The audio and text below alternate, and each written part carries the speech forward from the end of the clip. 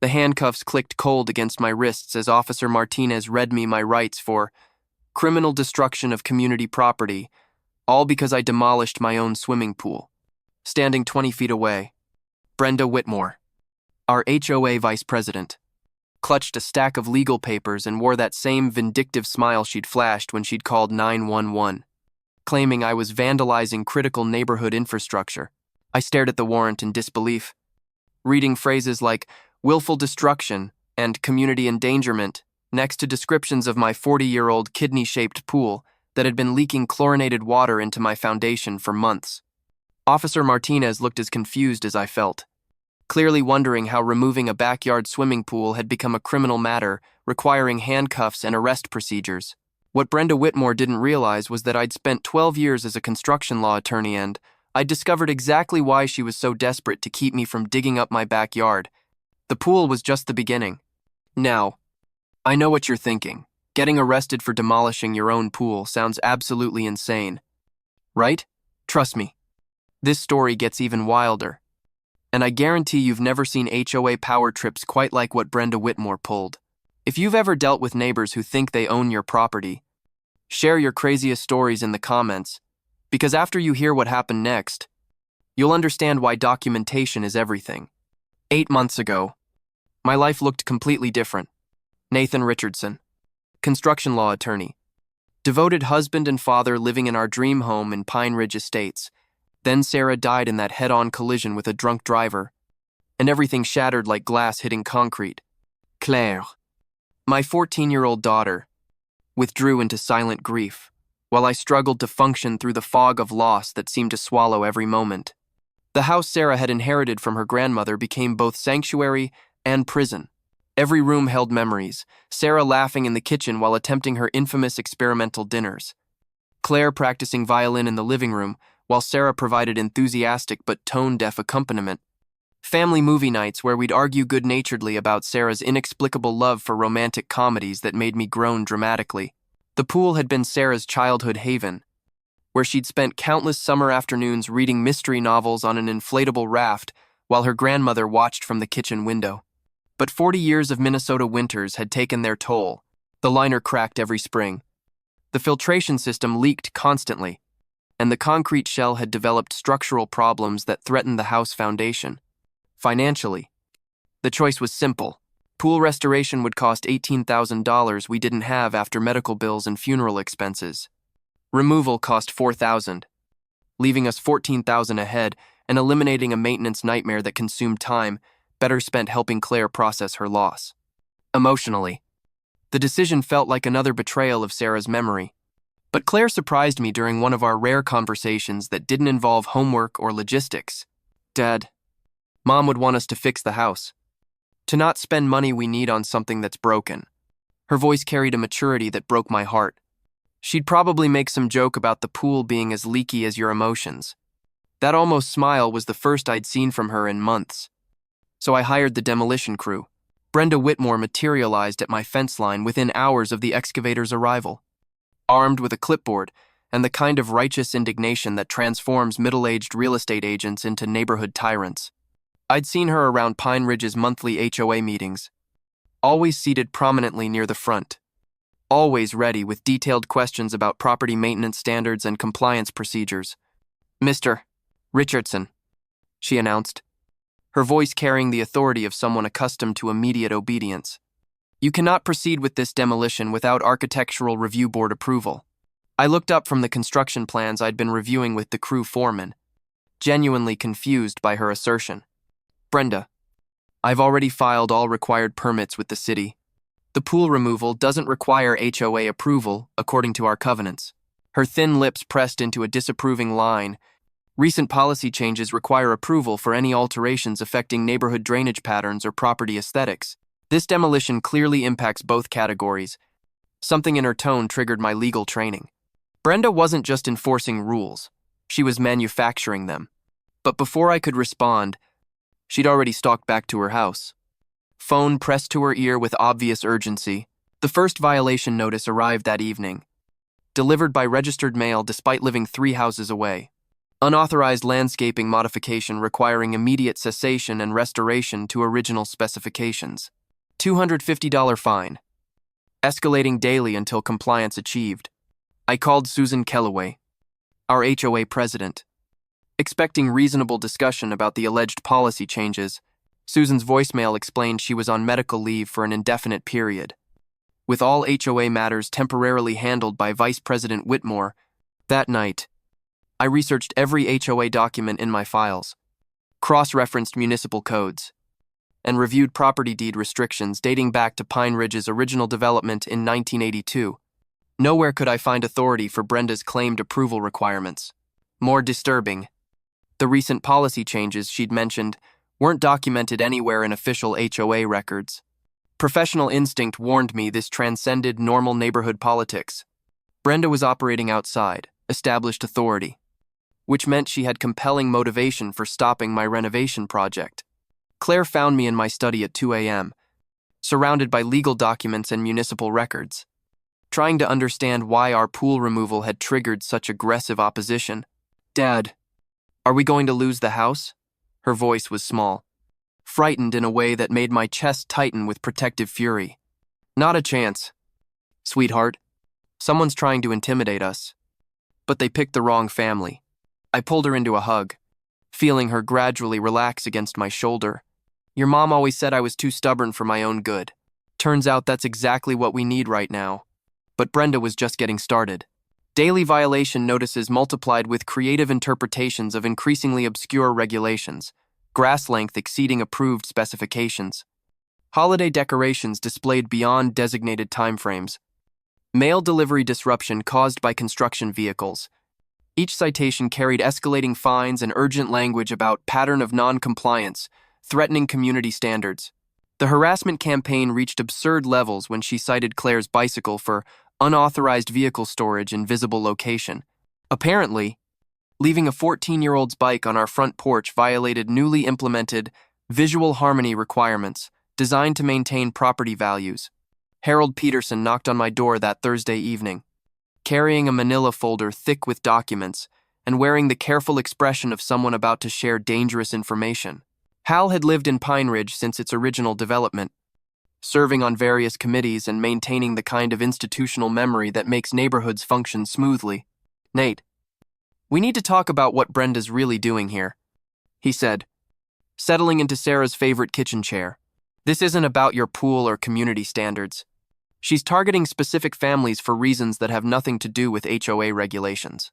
Hal's folder contained copies of violation notices, financial documents, and correspondence, revealing systematic harassment campaigns against longtime residents. Brenda had weaponized HOA authority into a precision instrument for forcing out families who'd lived in Pine Ridge for decades. She's been particularly aggressive toward older residents and single parents, Hal explained, spreading evidence across my table. The Hendersons sold last month rather than fight her campaign about their non-conforming landscaping choices. The Williams family moved after she declared their teenager's car restoration project a commercial automotive operation. The pattern was unmistakable.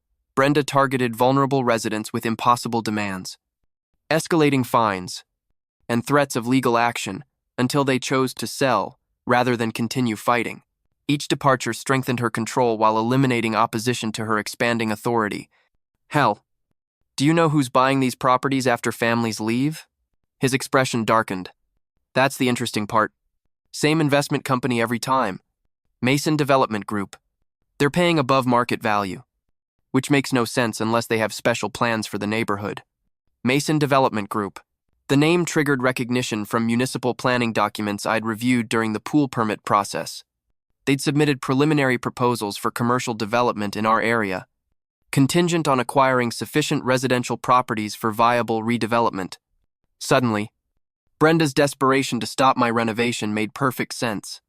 My pool removal required excavation that might reveal survey markers or utility easements that could complicate development plans.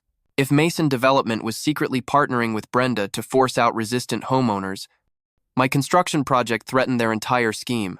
"Hal, I need to ask you something confidential.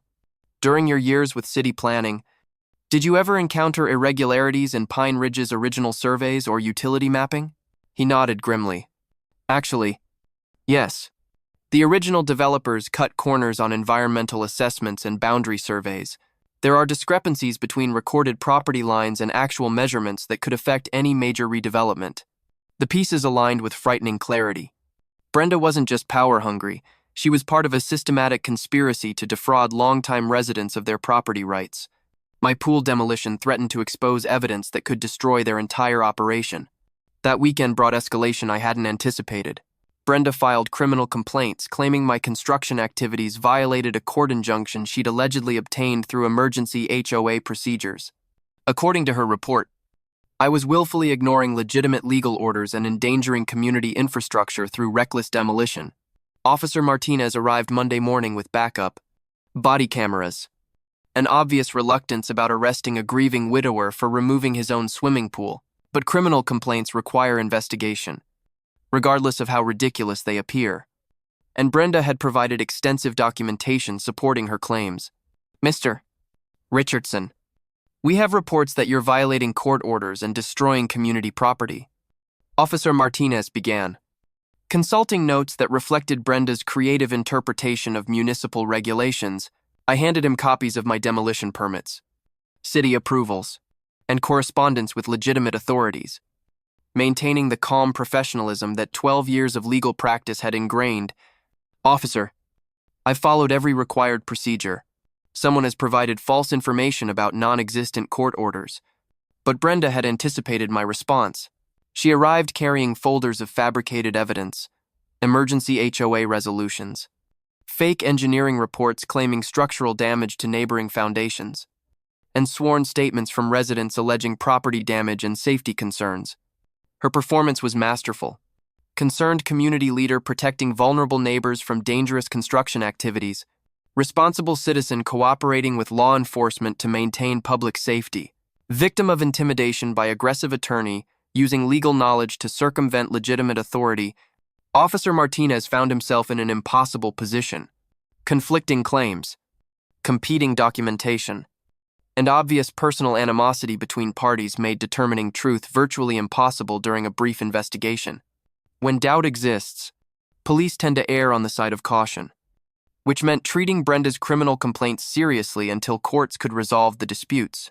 The handcuffs were procedural rather than punitive, but their psychological impact was devastating. Claire watched from our front window as neighbors gathered to witness my arrest, their expressions ranging from shock to vindicated satisfaction. Social media would spread images of the rogue lawyer being arrested for ignoring court orders before I could present any defense. But Brenda had made a critical miscalculation. Her escalation to criminal charges opened doors she didn't want opened, creating opportunities for discovery and cross-examination that would expose everything she'd been hiding. My arrest wasn't her victory.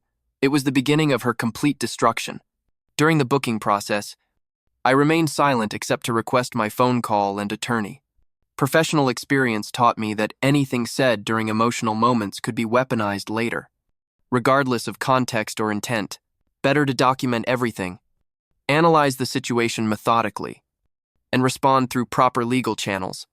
The charges were serious enough to require bail, which meant Claire would spend the night with Hal's family while I sat in county lockup, contemplating how pool demolition had become criminal conspiracy.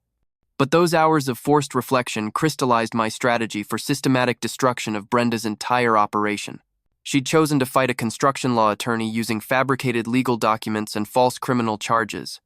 Every weapon she'd used against me could be turned against her with devastating effectiveness. The question wasn't whether I could defeat her harassment campaign, it was whether she'd survive the comprehensive legal counterattack I was already planning.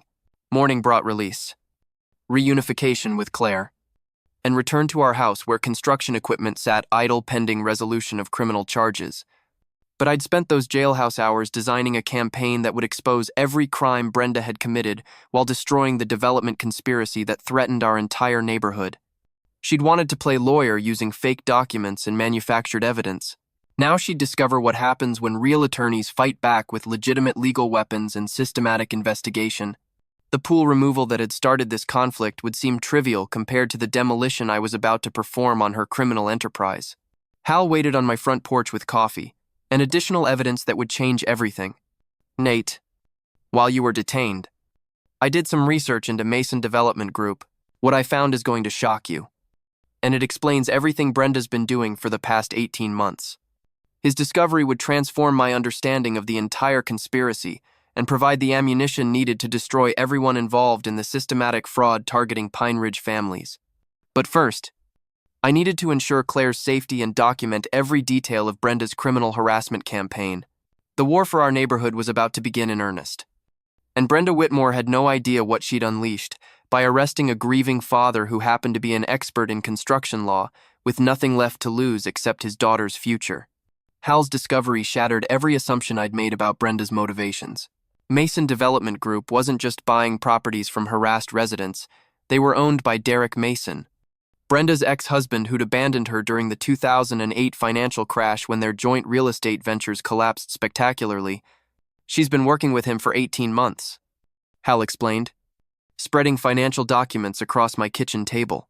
Derek promised her $50,000 plus ongoing commissions if she could deliver enough properties for commercial redevelopment. The entire neighborhood. Nate.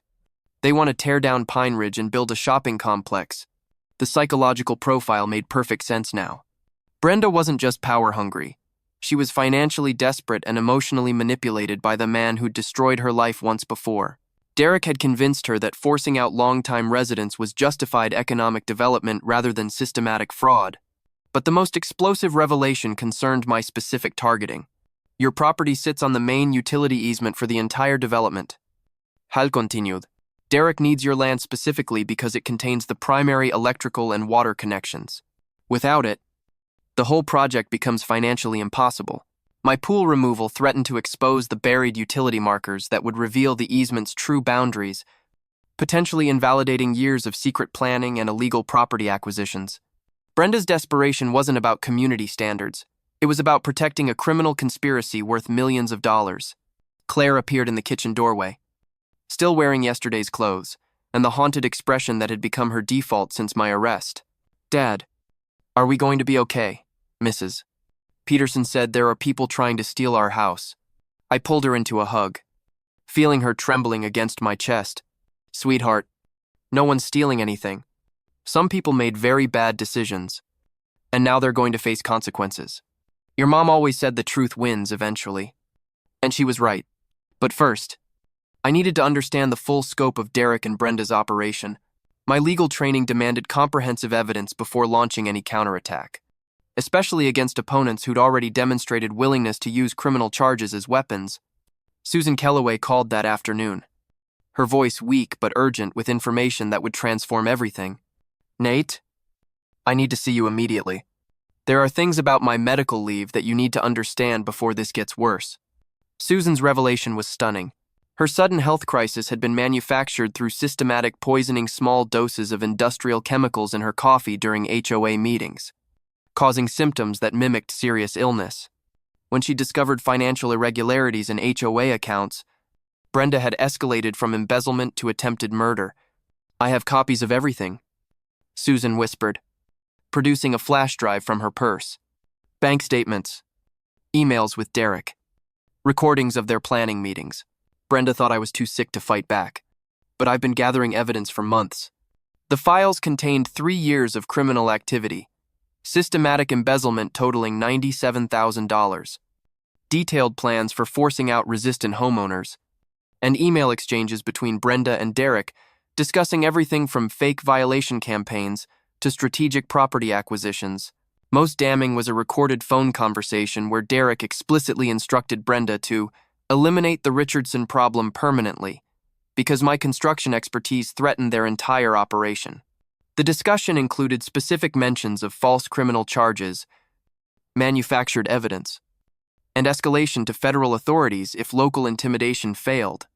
Susan, this is a RICO conspiracy with attempted murder. We're not dealing with HOA abuse anymore. This is organized crime. I studied the financial documents, recognizing patterns of fraud that crossed multiple state and federal jurisdictions. How long do you think we have before they realize you've been recording them? Her expression darkened. Brenda's planning something for this weekend. She mentioned a final solution to our Richardson problem during yesterday's board meeting. Whatever they're planning, it's happening soon. That evening, Officer Martinez returned to my house, but his demeanor had shifted dramatically from our morning encounter. Department investigations into Brenda's criminal complaints had revealed inconsistencies that raised serious questions about evidence authenticity and witness credibility. Mr. Richardson, we need to discuss some irregularities in the charges filed against you, he began, settling into my living room with obvious discomfort. The injunction documents Mrs. Whitmore provided appear to be fabricated. No court in this county issued any orders regarding your construction project. I handed him copies of Susan's evidence, watching his expression change as he reviewed recordings, financial documents, and communications that revealed the scope of Derek and Brenda's criminal enterprise. Officer, what you're looking at is systematic fraud, conspiracy, embezzlement, and attempted murder. Mrs. Whitmore and her associates have been conducting organized criminal activities for 3 years, targeting vulnerable residents for property theft. Martinez studied the evidence with growing amazement. Mr. Richardson, this goes way beyond my jurisdiction. We're talking about federal crimes, RICO violations, and conspiracy charges that require FBI involvement. But Brenda struck first. Friday morning brought another shock. Derek Mason had filed federal complaints claiming I was orchestrating an anti-development terrorism campaign designed to prevent legitimate economic growth through intimidation and violence. According to his report, my coordination with other residents constituted conspiracy to violate civil rights and interfere with interstate commerce. The federal agents who arrived weren't impressed by Derek's allegations, particularly after reviewing my background and the comprehensive evidence Susan had provided. Special Agent Williams specialized in white-collar crime and recognized organized fraud patterns immediately. Mr. Richardson, we've been investigating Mason Development Group for securities fraud in 3 other states. Agent Williams explained, your evidence fills significant gaps in our case. Would you be willing to coordinate with our investigation? The FBI's interest transformed everything. Derek and Brenda's local conspiracy had connected to a multi-state pattern of development fraud targeting established neighborhoods for forced redevelopment. My pool removal had accidentally exposed a criminal enterprise that spanned 4 years and dozens of communities. But Brenda wasn't finished. Her final gambit revealed the depths of her desperation and Derek's manipulative control over her decision-making. Saturday evening brought the most terrifying escalation yet. Claire was spending the night at her friend Madison's house when someone broke into our garage and planted explosive devices designed to detonate during my planned concrete pouring Monday morning. The bombs were sophisticated enough to kill anyone within 50 feet while appearing to be accidental gas explosions. Fortunately, Hal's decades of city planning experience included utility safety protocols. His routine evening walk included checking on my construction site, where he noticed disturbed soil and exposed wiring that hadn't been there that morning. Nate, something's wrong with your electrical connections, he called, examining the excavation with a flashlight. This wiring wasn't part of your original demolition? The bomb squad arrived within 20 minutes, confirming our worst fears. Professional explosives, sophisticated timing mechanisms, and enough destructive power to level my house and damage neighboring properties. Someone had escalated from harassment to attempted mass murder. Agent Williams coordinated the federal response, treating the bombing attempt as domestic terrorism while expanding the investigation to include Derek's complete financial network. The evidence trail led to shell companies, offshore accounts, and coordination with organized crime figures who specialized in property acquisition through intimidation. Mr. Richardson, this operation is much larger than we initially understood. Agent Williams explained, Mason Development Group is connected to systematic property fraud across multiple states. Your case has become the key to exposing an entire criminal network. Sunday brought simultaneous arrests. Derek Mason was taken into custody at his corporate headquarters, facing federal charges for conspiracy, fraud, attempted murder, and racketeering. Brenda was arrested at her home, where agents discovered additional evidence of embezzlement, document forgery, and coordination with Derek's criminal associates. The search of Brenda's house revealed the psychological manipulation Derek had used to control her actions.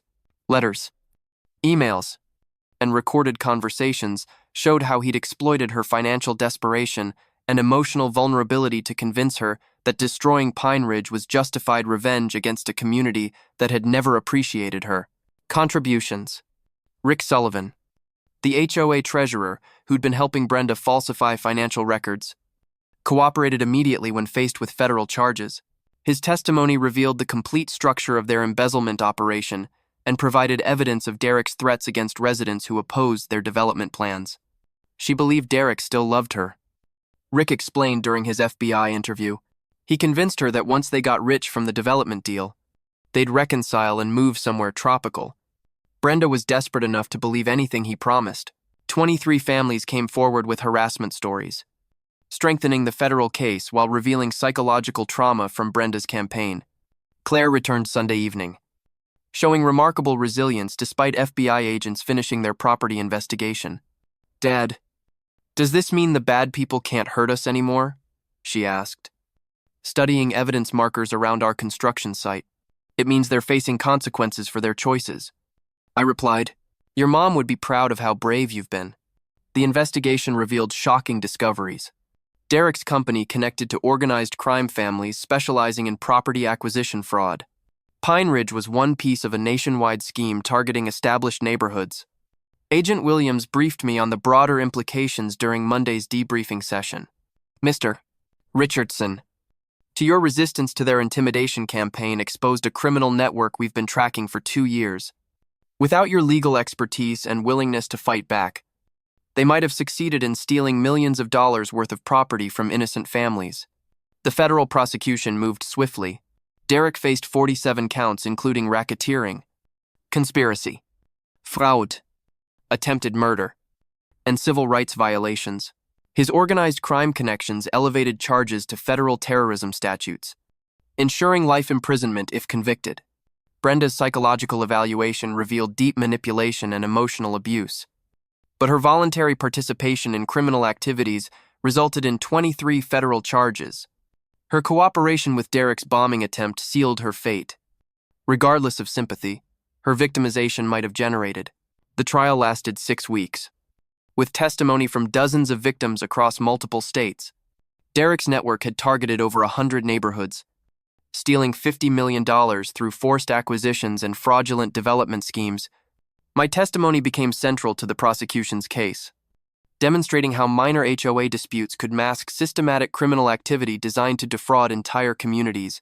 The jury deliberated for 3 days before returning guilty verdicts on all counts.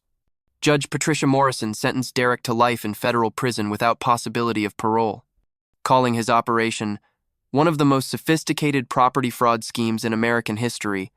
Brenda received 25 years, with eligibility for parole after 15 years contingent on continued cooperation with ongoing investigations. Her attorney argued for leniency, based on Derek's psychological manipulation. But the attempted bombing eliminated any sympathy the court might have shown. The civil settlements totaled over $8 million, funded by Derek's seized assets and insurance claims. Every family Brenda had harassed received compensation, while Pine Ridge implemented new governance structures preventing future abuse of HOA authority. 6 months later, Pine Ridge had transformed into everything Derek and Brenda claimed to threaten: a thriving community with rising property values, strong neighbor relationships, and transparent democratic governance. The new pool I eventually built became a focal point for neighborhood gatherings and community celebrations. Susan recovered completely once the poisoning stopped, returning as HOA president with unanimous support and implementing reforms that became models for communities nationwide. Her courage in documenting the conspiracy had prevented Derek and Brenda from destroying dozens of other neighborhoods. Claire flourished in the aftermath, her confidence restored by witnessing justice prevail over intimidation. She started a peer support group for teenagers whose families had faced similar harassment, teaching other kids about standing up to bullies and protecting their communities. My legal practice exploded after national media coverage of the case. Communities across the country hired me to investigate their own HOA problems and implement abuse prevention measures. Congressional testimony about development fraud led to the Pine Ridge Protection Act, 2 federal legislation requiring disclosure of development partnerships and preventing coercive property acquisition. Agent Williams earned promotion for exposing Derek's criminal network, which led to additional prosecutions in 7 states and recovery of over $100 million in stolen property. Her advice to other communities remains simple: document everything. Report suspicious activities immediately. And never assume HOA harassment is just neighborhood politics. The bombing attempt that nearly killed my family became legal precedent for prosecuting property fraud as domestic terrorism. Derek's case is now cited in law enforcement training about recognizing development-related criminal conspiracies. Last month, I received a letter from federal prison where Brenda is serving her sentence. She expressed remorse for her actions and gratitude that no one was killed by the bombs Derek convinced her to plant. The letter mentioned her participation in prison education programs and hopes for eventual redemption.